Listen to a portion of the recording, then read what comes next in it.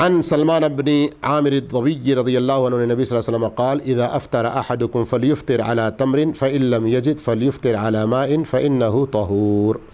نبی کریم صلی اللہ علیہ وسلم نے فرمایا جب تم میں سے کوئی روزہ افطار کرے تو اسے کھجور سے افطار کرنا چاہیے، کھجور سے افطار کرنا چاہیے، اور اگر کھجور نہ ملے تو پانی سے افطار کر لے، اس لیے کہ وہ پاک ہے۔ یہ حدیث تو بلوغ المرام میں ذکر کی ہے امام ابن حجر نے۔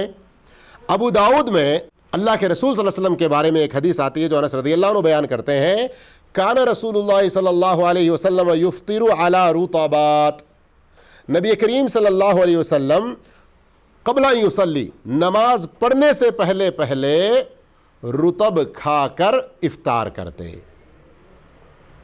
فإن لم تکن رطبات، اگر کبھی رطب کھانے کو نہ ملتے، فعلی تمرات، تو تمر کھا لیا کرتے، تمر کھا کر افطار کر لیا کرتے۔ فإن لم تکن، اگر یہ تمر بھی نہ ملے، حسا حسوات من ماء، پانی کے کچھ گھونٹ پی لیا کرتے۔ پھر آئیے حدیث کی طرف۔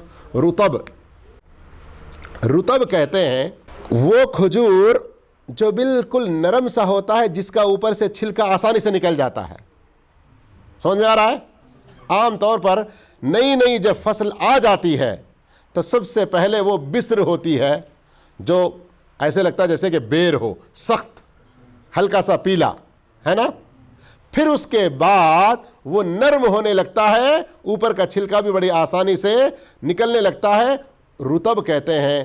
تو یہ بسر کے بعد جو رطب ہے اس کے اندر پانی کی مقدار بہت زیادہ، بلکہ بعض نے لکھا ہے کہ 55% اس میں پانی ہوتا ہے۔ تو روزے دار آدمی دن بھر جو پیاسا رہتا ہے، افطار کے موقع پر رطب کھاتا ہے تو اللہ کے فضل و توفیق سے اس کے جسم میں بہت ساری غذائیت آتی ہے۔ آج کے الفاظ میں کہیں تو وٹامن اسے بہت ملتی ہے۔ امام ابن قیم رحمۃ اللہ علیہ نے زاد المعاد میں اس کی بڑی لمبی تفصیل بھی لکھی ہے، اردو زاد المعاد میں بھی آپ لوگ انشاءاللہ دیکھ سکتے ہیں۔